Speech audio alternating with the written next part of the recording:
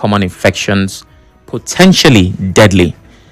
The United Nations Health Agency warned that 1 in 6 laboratory-confirmed bacterial infections worldwide showed resistance to antibiotic treatment.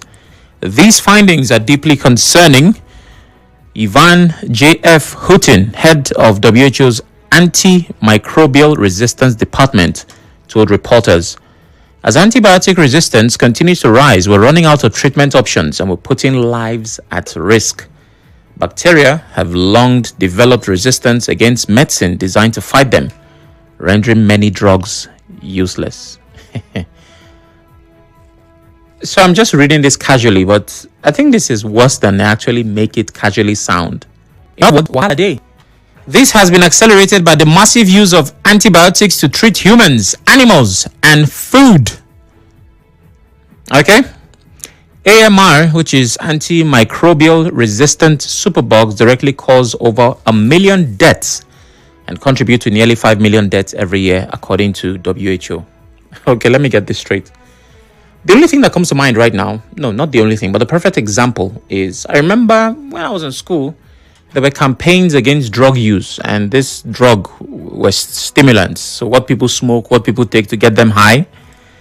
And I remember that what they used to tell us then was, if you take one today and it gets you high, tomorrow that one will not do the job, so you need to take 2.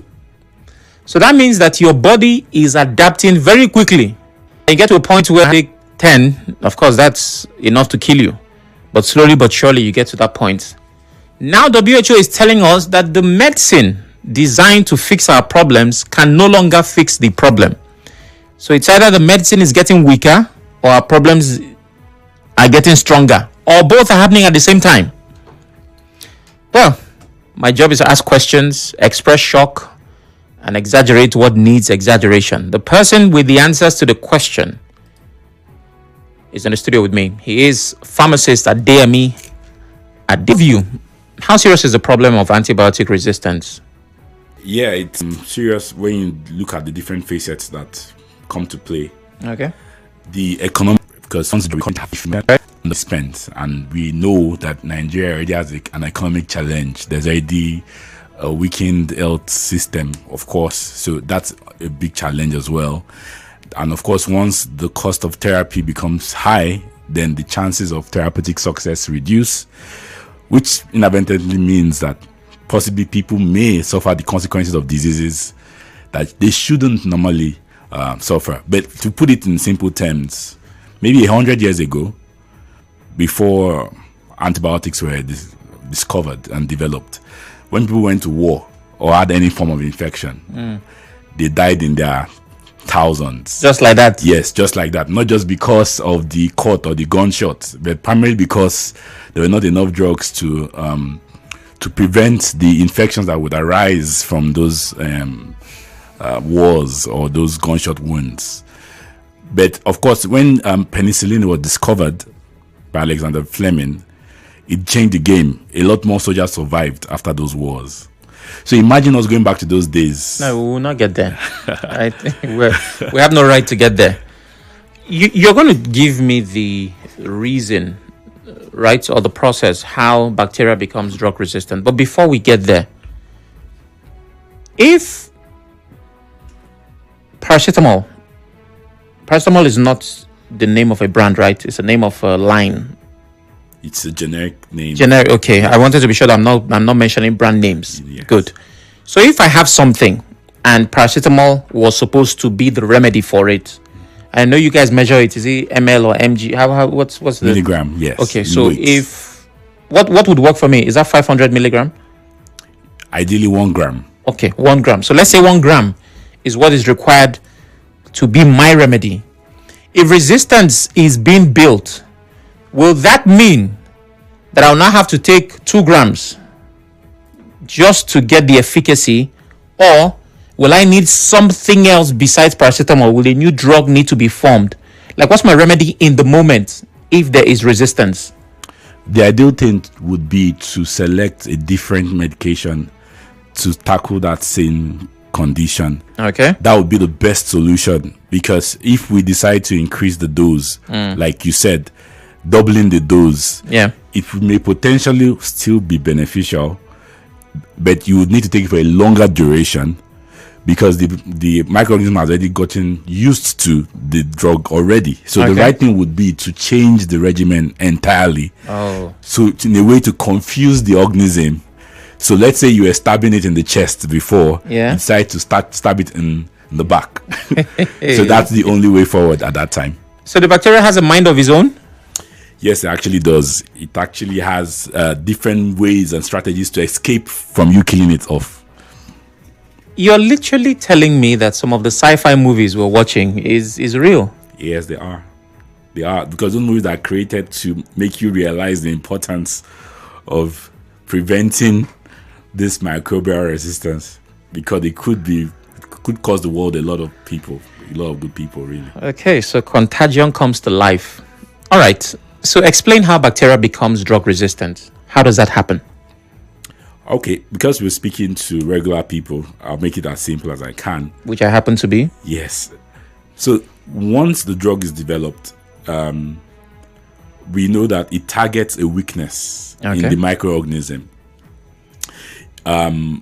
Just like an human being, the microorganism has its own body. Okay. We call it maybe a cell wall. So sometimes the drug targets breaking that wall. And when you break the resistance, they break the wall of a city, you can penetrate the city and take it over. Yeah. Sometimes all you need to do is to go and affect the systems that are going on, what we call DNA synthesis.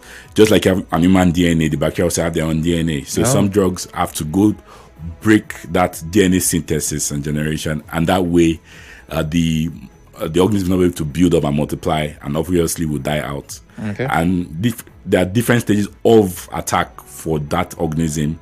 You can do it on the RNA sequence, you can do it on the DNA sequence. But what I mean to say is this: you have to target a weakness of the organism for you to be able to kill it off. That's the way the microorganism will work. So some agents are able to do it more effectively. Now, once you target a certain pathway and you don't use the right dose of the drug for the right duration, over time the organism becomes conscious of your methods. Yes. It studies behavior. Yes. It becomes conscious of your methods and develops. The way nature creates this, it creates ways to escape from that method. So it finds an alternative protection, in a sense that, okay, you're attacking my cell wall. That is my fence. Okay, maybe I should go and buy special concrete and block that place. So maybe you were facing straw or aluminum pans. The next time you are facing it, it's not going to be straw. It's going to be concrete. And this is not good. So that's a simple way to put it. Okay. Not completing dosage is something a lot of Nigerians are guilty of. Yes. Right? Because we don't like the experience of taking medicine. It's not the most beautiful thing. It's bitter. It's everything we don't want. So the minute you feel some relief, of course, you still have drugs left, but I feel better. My taste buds are no longer bitter and all of that. You stay away from, because the idea was to get relief. Somebody telling you to continue taking medicine 2-3 days after you feel like you're back. It doesn't make sense to any Nigerian. So you're telling me that is hurting us? Yes, it is. It is. In many ways, it is. Now, I'll put some more light on what you just said. Now, when the drugs were developed, they are developed to fight that organism, like I said, at a particular concentration for a duration of time. Okay.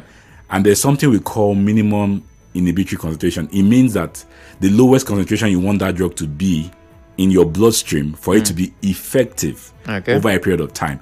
So when you don't complete the dosing of the drug, it means that you go below that concentration. Okay. So for many times you were missing, for instance, maybe a drug, most antibiotics are taken 2 or 3 times a day. If you decided to take it once a day and you felt relieved by the 3rd day and you stopped taking it, automatically you basically have not optimized the drug. So the organism may have, some part of it may have died off, but when it comes back, much challenging. Okay. Now, some people will say, but my body is different. right? Everybody say, I know this is what it is in medicine, but my body, I always don't get sick. So they use that as the excuse as to why not completing the dosage might work for them. Is that a valid argument? No, it isn't. But the truth is, the right thing to do, which will basically reduce the incidence of microbial resistance, is actually obtaining the correct diagnosis. Of course, once the correct diagnosis is obtained, which of course they would run a lot of lab tests. They will take samples, maybe of your urine, your sputum, your feces or something, and they're able to ascertain what organism is responsible. Then they can recommend specific antimicrobial agents or antibacterial agents to treat that organism at the right dose for the right duration. So the challenge in Nigeria mostly is that people don't even have the right diagnosis. So at the beginning of the therapy, it's already wrong. It's already wrong from the beginning. And in some cases, now we're talking about people that are sick. Let's look at people that were not sick, because the other causes, for instance, not even the wrong sanitation or hygienic practices, for instance. Yeah. It builds microorganisms. It causes them to multiply in areas where they shouldn't be in the first place. So, for instance, there's an organism called E. coli. Yeah. I'm sure you must have heard in several junctions how they magnify how strong and disastrous that organism is. But the truth is, most times, it is normally found in your guts, in your stomach, normally, at a certain level, of course. But when maybe food is not well kept, when water is not sanitized, and maybe food is exposed, maybe they're selling food by the gutter or something, somehow, the organism finds its way into food, then, of course, somebody ingests that food. Sorry. Hold on. You say selling food by the gutter. We see that in Nigeria often, don't you think? Pharmacist Adeyemi, you realize that it is protected in the Constitution and guaranteed that akara needs to be sold by the gutter. If there's an akara woman that is not near gutter, I don't think you should. And I'm sure you might not admit it that you have tasted gutter fried akara. So are you telling me that our Saturday morning staple already puts us at risk by default? In fact, not only our Saturday morning staple, everything that you buy that is not properly prepared puts you at risk. Okay. And of course, we must survive. We're happy people in Nigeria. We have to find ways. And for some reason, we escape from a lot of dangerous things. For a lot of reasons, actually. Yes. First is that we have God. Don't forget that. We escape from a lot of things. And because we escape, we feel it's the norm to indulge in those practices. Yeah. But the truth is that the more we expose ourselves to those unhealthy practices, the more you give the chance for the organisms to multiply in areas where they should not be, and over time it becomes more difficult. I understand. To treat. I understand. We should always be on the right side when it comes to hygiene. You really can't pose a valid argument against it. And I'm not really defending, even though I know it's not going to change anytime soon. I also know that I will still eat akara. There is a case to be made for heat, right? Mm-hmm. While the environmental factors might pose a threat, the heat levels at which some of these foods are cooked, doesn't it nullify and kill off the, akara is fried at very hot temperatures with very hot oil. Suya is roasted at hot, like we roast, we fry, we finish food when it comes to heat. There's no rare, like we see in the US, they say rare. I can't remember that expression for their steak, the meat. Yes. It's rarely cooked. No, we cook well. So does that not also protect us in some way? Well, to an extent, it does. But the challenge is that you can't see with your eye the level of protection that you have when you get exposed to these things. So you rather be safe than sorry. Okay. So in the US that you talk about, there's a lot of health checks for those meals that they serve that are not fully cooked. Yeah. So they are able to escape. But here in Nigeria, do we really get those checks done? Can we really vouch for even? I know, of course, if you overcook food, you also stand the risk of creating a risk of cancer as well. So that's also an exposure that you don't want to move to a simple infection to cancer. Okay. So at the end of the day, it's about being safe. The heat is there to help to keep the microorganisms away. But you should also know that a lot of microorganisms survive in extreme heat. My goodness. So you may inactivate them for the moment, and later on, by the time you ingest it and the person's immune system is weakened, then they wake up. And when they do, it may not be, nice. This is out of sheer personal curiosity. At this time, do you still eat akara? No, I just need to know. Do you? Yes, but under scrutiny, actually. It doesn't leave that extra part that was not necessary. Yes, is what I needed. After the break, we talk. Stay with us.